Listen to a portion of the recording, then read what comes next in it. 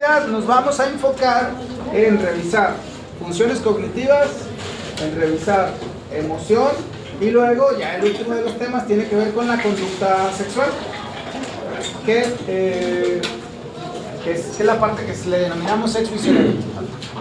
Vamos a ver, entonces vamos a poner emoción de este lado y cognición de este otro lado, ¿vale? Bien, la neuropsicología de más o menos, yo creo que sí, desde 1900 hasta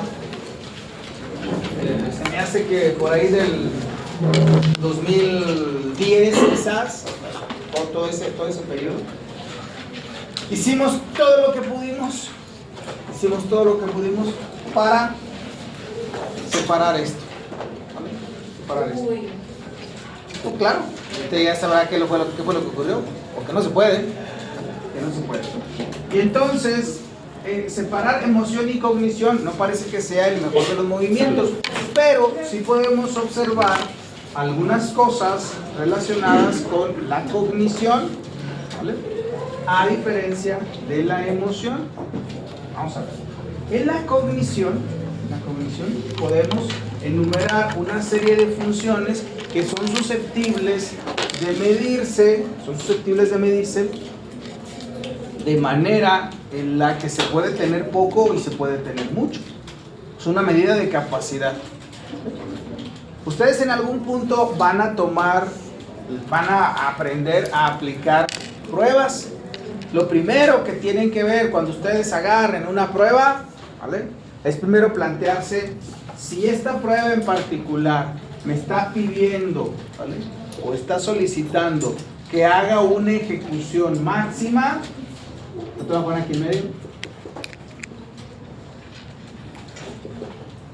O se haga una ejecución típica. ¿Cómo vamos a diferenciar una prueba de ejecución máxima? Bueno, una prueba de ejecución máxima, mira, vamos a ponerla de la siguiente manera. Imagínense que yo pongo un examen, ¿vale? Yo pongo un examen con una serie de preguntas, con una serie de posibles respuestas, pero invariablemente hay una que es la respuesta correcta. O sea, los exámenes como los pongo siempre. Pero imagínense que un día me hago hippie, ¿sale? Y digo, no está bien que yo evalúe así cómo es el aprendizaje de los estudiantes. Y entonces yo hago un examen donde le digo, ¿cuál es su opinión sobre el papel del lóbulo frontal? Y luego le digo, ¿qué valor piensa usted que tiene el estudio del cerebro? ¿Cómo demonios le voy a hacer para decir que una opinión está bien y que una opinión está mal? No, porque yo le estoy preguntando qué piensa usted y su opinión tendría que ser perfectamente válida. O sea, y ahí estaría más en un tipo de ejecución típica. Si le preguntan opinión, está preguntando usted cómo lo hace. Habrá notado que luego hay algunas, les van a traer a lo mejor quienes están llevando en medición, siempre tienen que estar conscientes de esto. ¿Qué estoy pidiendo yo? ¿Estoy pidiendo una ejecución típica o una ejecución máxima? ¿Vale? Puede ser que mi herramienta vaya a valorar, vamos a suponer que alguien quiere hacer una sobre nivel educativo, ¿no? O sea, más bien sobre habilidades educativas, ¿vale?, o habilidades para los aprendizajes, ¿vale? Y dice, ok, a ver, yo quiero saber sobre la habilidad para los aprendizajes, pero no quiero que me diga si es que tiene buenos hábitos o no. Yo lo que quiero que me diga es qué actitudes tiene en torno a las actividades del aula. ¿sí? Y entonces yo le digo, a ver, coméntame, o le pregunto, de las siguientes afirmaciones, tú dime el grado de acuerdo que tienes. Y se podrán dar cuenta que con una muy alta probabilidad les van a recomendar, ¿vale? Les van a recomendar, es importante que en tu instrumento pongas que no hay respuestas correctas, incorrectas, ni buenas ni malas. Lo que queremos conocer es tu opinión. Pues ahí está en una ejecución típica. ¿Se me explicó? ¿Va a ver hasta ahí? ¿Sí? Bien. Entonces, estamos entre ejecución máxima y ejecución típica, ¿vale? Ejecución máxima y ejecución típica. Siempre que les llegue una herramienta es lo primero que les conviene plantearse.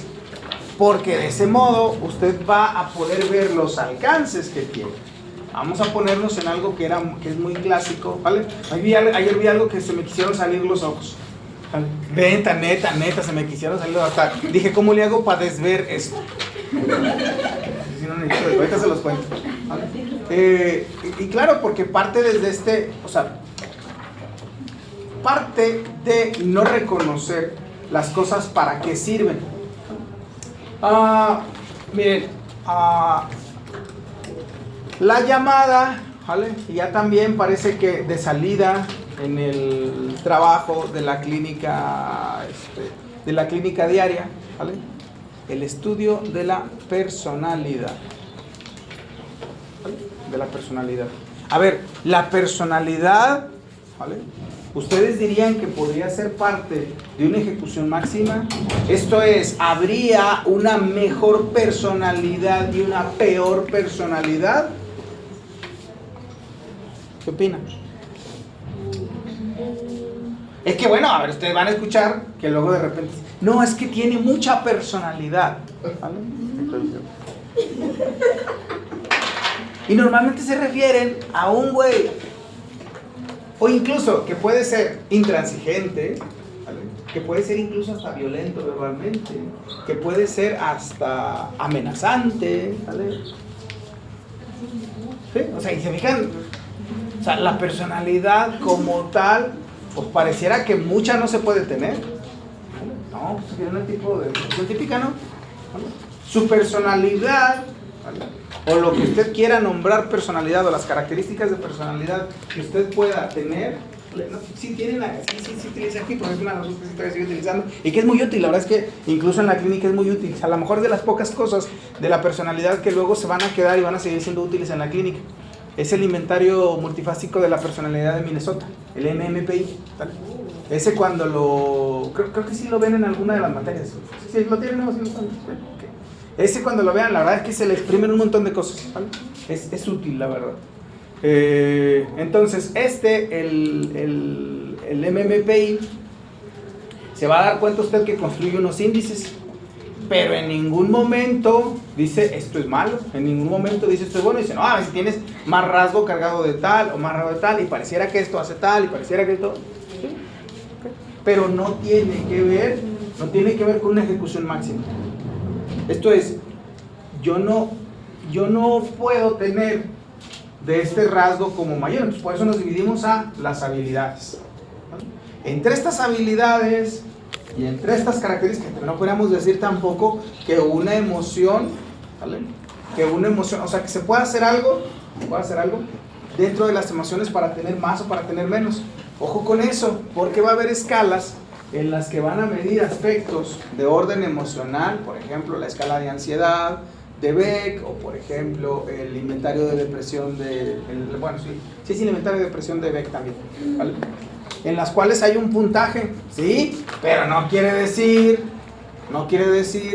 que tener más sea mejor. ¿Se lo explico? Y no es en ejecución máxima, te preguntan tú cómo lo vives, ¿vale? ¿Vamos bien hasta ahí? Entonces, siempre agarren las pruebas, siempre que hagan una prueba, siempre plantéense eso. Bien. Entonces, durante mucho tiempo les digo, estuvimos buscando no meternos en los terrenos de las emociones, pero nos dimos cuenta que no se podía, ¿vale? Y nos dimos cuenta que no se podía de las maneras un poquito infames, buenas y crueles, ¿vale? Fíjense ahí. El lunes pasado, ¿vale? Estoy atendiendo a un paciente casi 30 años, sí, creo que sí, sí, creo que sí, 28, 29, creo que lo bien las edades en eso. Pero era alguien, era un paciente, hombre, para mí muy joven, para ustedes seguramente muy mayor, ¿verdad? Si ustedes ven a alguien, los de 18, los de 20, viene alguien de 30 y dicen, ya muy mayor, sí. Y para nosotros decimos, es un chamaco, sí, es un chamaco. Bien, entonces, yo le pongo una prueba dentro de la exploración, dentro de las dudas que trae, es decir, hay algún aspecto dice ellos, de neurodivergencia, ¿no? ¿Vale? Dice, ¿y en qué lo nota? Pues por ejemplo que en el trabajo llegó el punto en el que yo me estanqué. O sea, todo mundo iba subiendo, ¿vale? Y a mí ya no me ponían tantas cosas, entonces, dice, y fuera de decir que era un fuera de decir que era un asunto del sitio, ¿vale?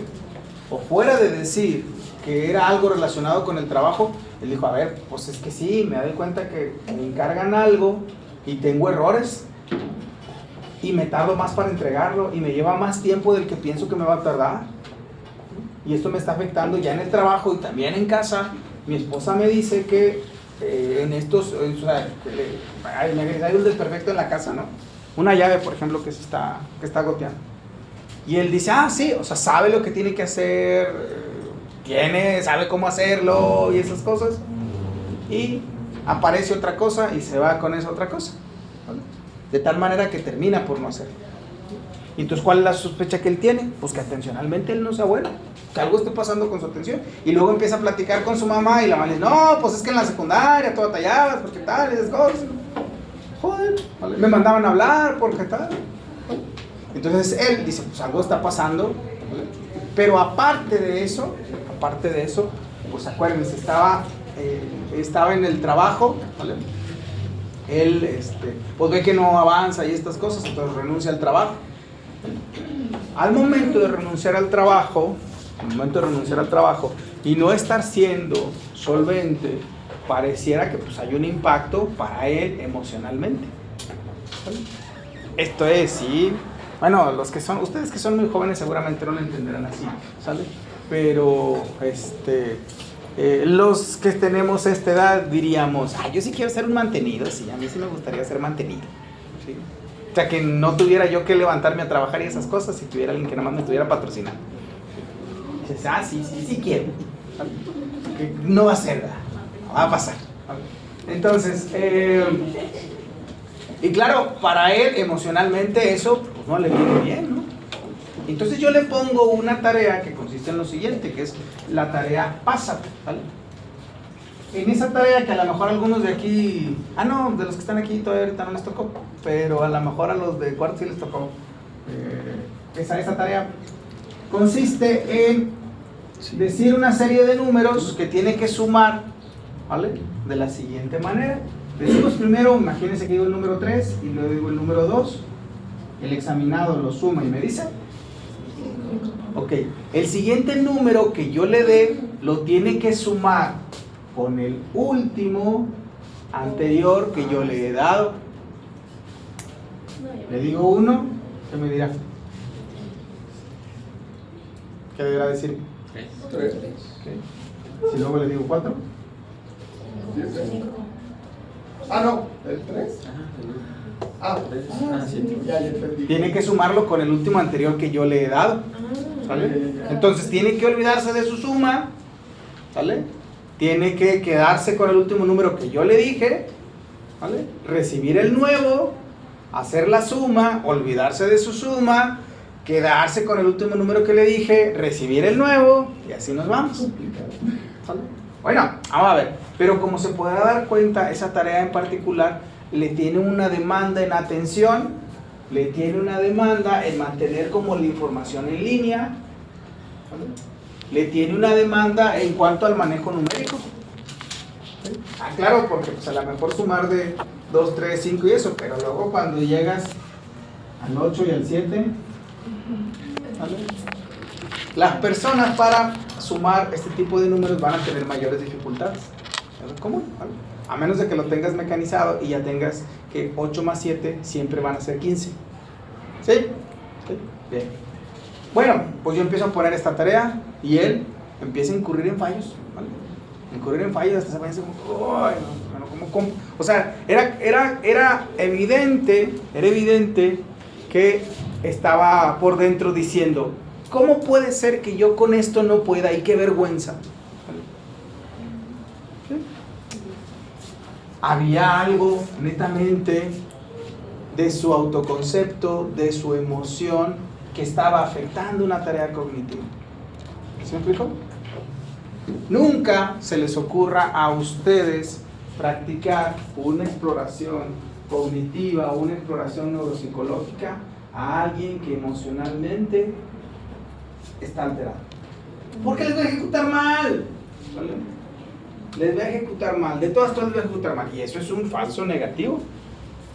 ¿Okay? Entonces, no, siempre tenemos que buscar que esto, ¿vale? no esté alterado. ¿Vale? Si el paciente no colabora, no quiere decir que no pueda hacerlo.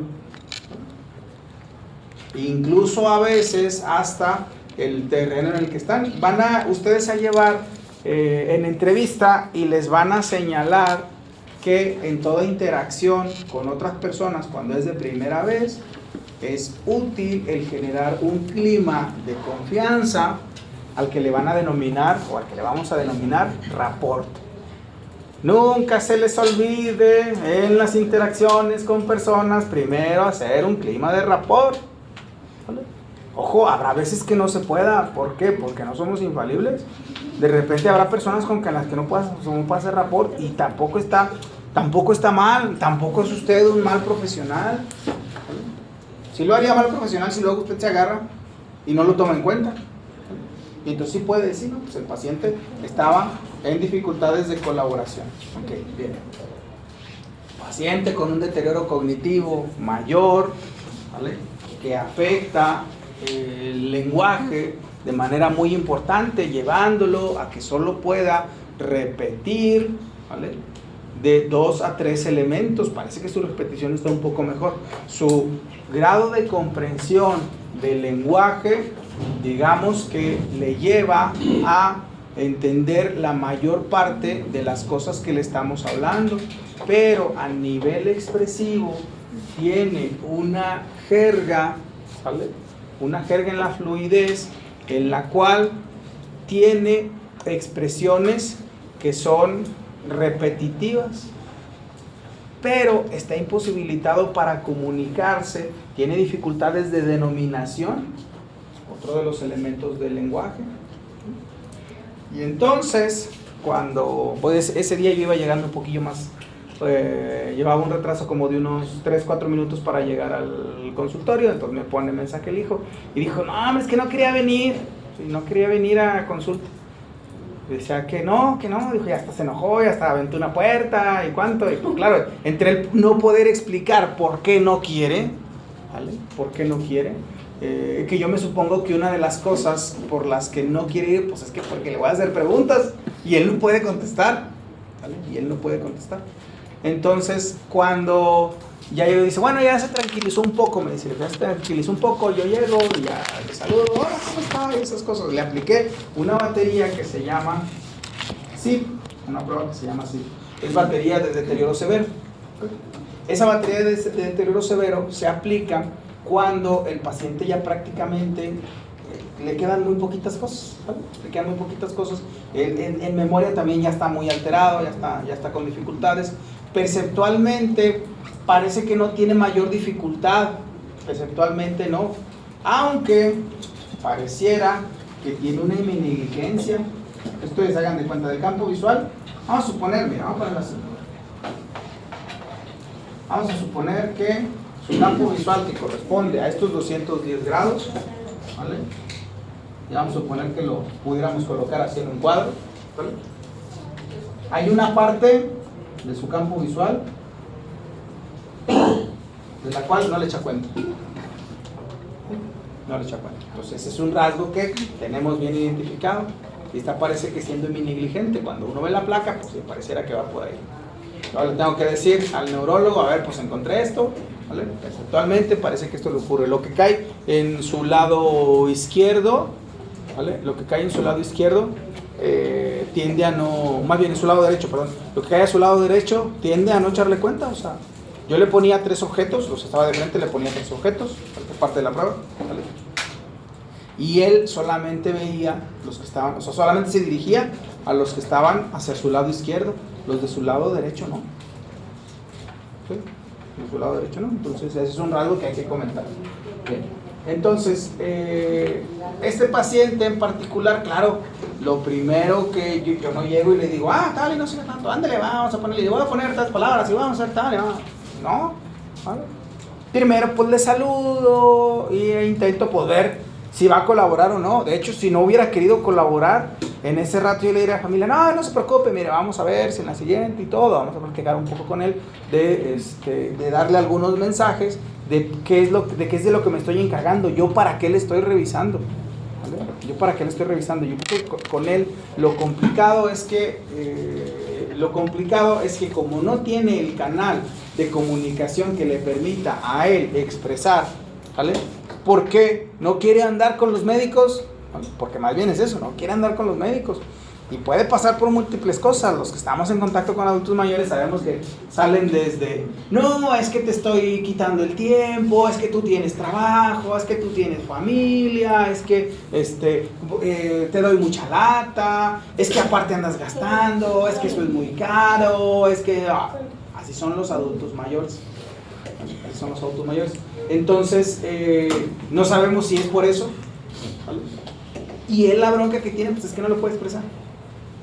Bien. Entonces, obviamente, si yo no tomo en cuenta lo emocional, puedo caer en esos errores. Y en este paciente más joven, pues claro, yo no puedo tomar esa ejecución, no puedo tomarla como una muestra o como la única muestra de sus aspectos cognitivos. Seguramente en las siguientes, primero le voy a explicar de qué se trata la prueba y qué es lo que buscamos ver. Y segundo, ¿vale? Que mi labor no es una labor de juez. No es una labor de juez. O sea, no es que mi opinión tenga que tener peso, ¿vale? Mi opinión así como tal, yo voy a hacer una medida. Pero no directamente, yo luego lo voy a encontrar en la calle y le voy a decir, no puedo contar, tiene problemas de entender, yo no lo voy a hacer. ¿Me explico? Que luego parece que a veces las personas así como que lo tienen, y a nosotros nos pasa mucho, ¿no? Entonces, y se van a dar cuenta que habrá personas que luego dirán, es que luego imagínate qué vergüenza que me lo encuentre, por ejemplo, en galerías, ¿vale? Y resulta de que, yo le estuve contando que, o sea, cosas que a mí me dan mucha pena, ¿vale? Cosas que a mí me dan mucha pena, ¿no? Para la persona a veces te van a contar cosas en las que no les resulta cómodo, ¿vale? Y más si se van a dedicar a la clínica. Entonces, a veces para las personas lidiar con eso, ¿vale? Lidiar con eso es complicado. Por eso luego el ser muy incisivos en que, claro, cuando tú estás en un ambiente de consulta, ¿vale? Luego eso, pues no lo vas a andar regando en otros lados, sobre todo cuando se trata de cosas de ese tipo, ¿no? O sea, de cosas que moralmente las personas no lo sientan bien, ¿vale?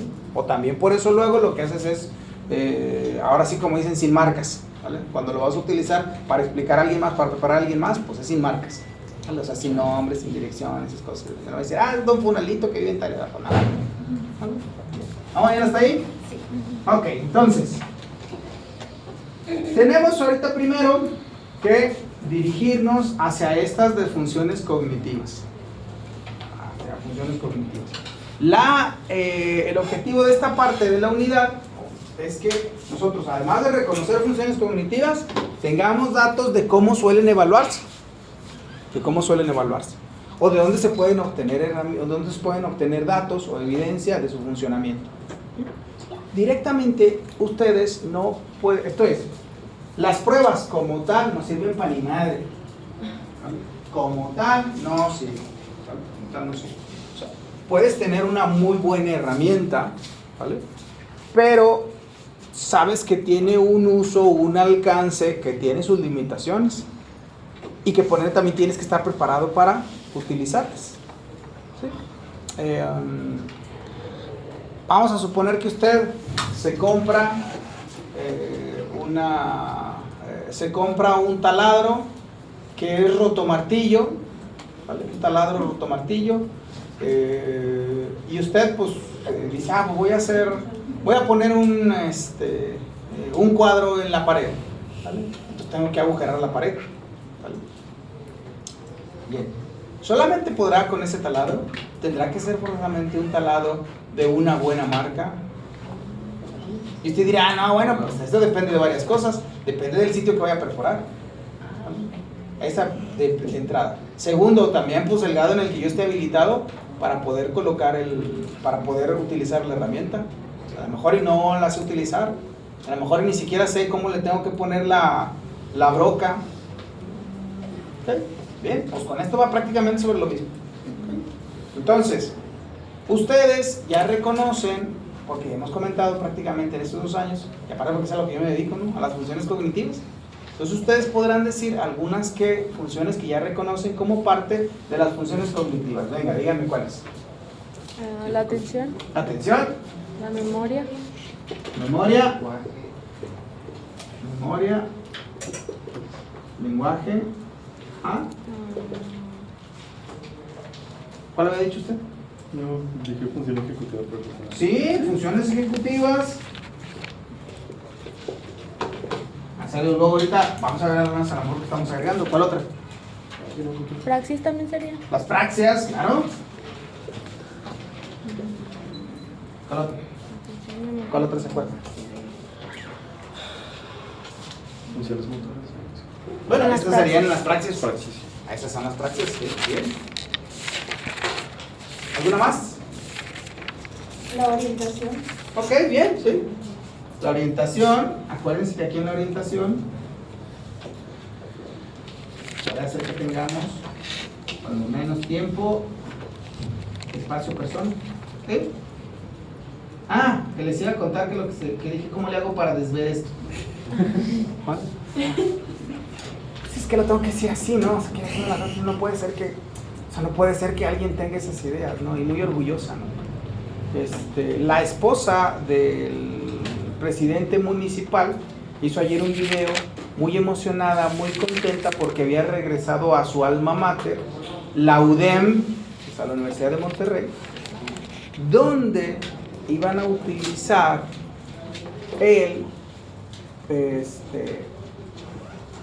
la prueba de figura humana, ¿vale?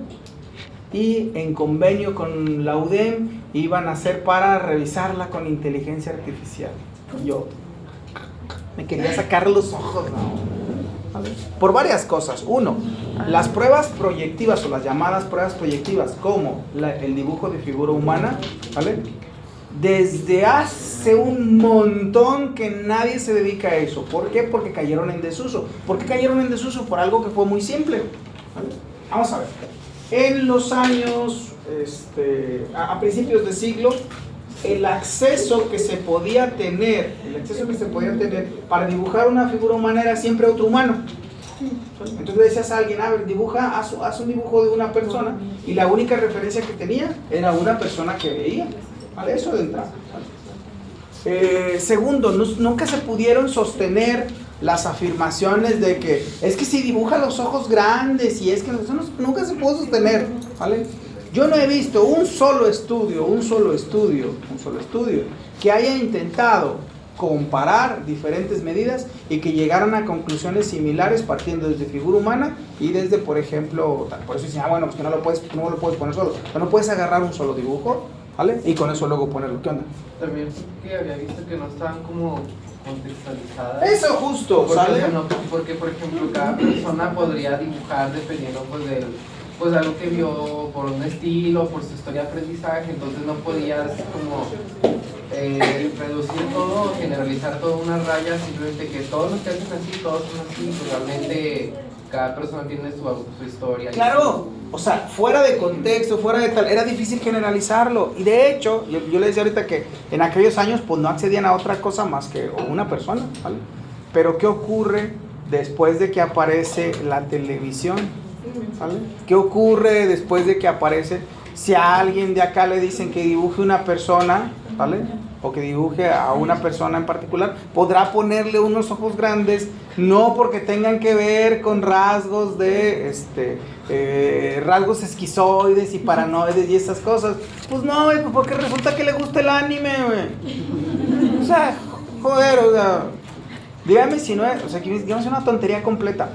Y la bronca es que, ojo, a ver, eso va a ser un mal de nuestras épocas, pero que va a ser fácil o relativamente fácil reconocer.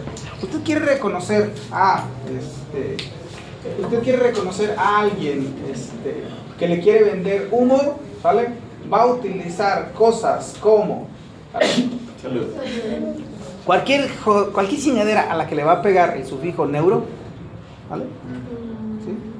Y ahora cualquier cosa que tenga que ver con inteligencia artificial. Vamos a utilizar inteligencia artificial. Dices, ¿qué estás haciendo, güey? No puede ser. ¿Vale? Ah, neta, que no puede ser. Y lo malo es que suena así como que van a ir a los sitios, les van a poner a los niños que hagan un dibujo de una persona, luego los van a mandar a un sistema y luego van a regresar para decir que se linda. Dices, güey, no puede ser, ¿vale? O sea, prácticamente decíamos hasta la misma copia y la misma Macover, ¿vale? Se estarán retorciendo en su tumba. Ok, se estarán retorciendo en su tumba diciendo, ¿cómo se les ocurrió a estos hacer?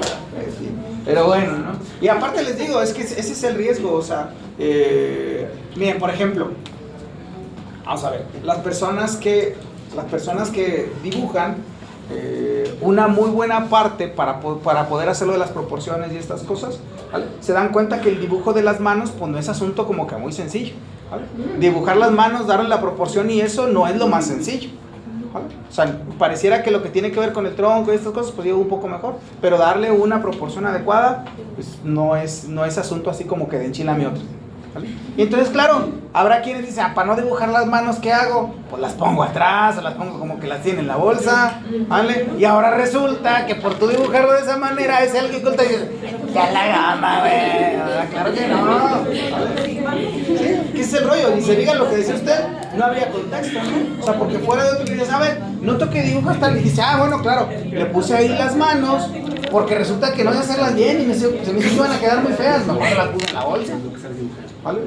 O por ejemplo, de ese sí me acuerdo, ¿no? Que decía que si dibujabas a alguien con el torso y las piernas desnudas, ¿vale? Tenías cierta tendencia hedonista, ¿vale?